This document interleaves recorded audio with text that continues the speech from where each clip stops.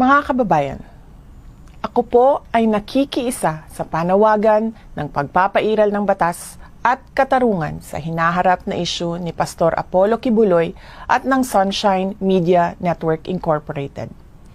Sa mga ginagawang pagdinig ay tila pinatawan na ng guilty verdict si Pastor Kibuloy kahit na nakabatay lamang ang pagdinig na ito sa mga paratang ng mga testigo na nagkukubli ng kanilang katauhan at hindi mapatunayan ang kredibilidad. Marami sa atin ang naniniwala na ang dinaranas ngayon ni Pastor Kibuloy ay isang pandarahas at hindi patas. Bukod sa hearing na walang pinatutunguhan, ay kabilang rin dito ang indefinite suspension ng broadcasting network na SMNI na isang issue ng media freedom. Hindi biro ang mga pangyayari at paratang na ganito. Nararapat lamang na mabigyan ng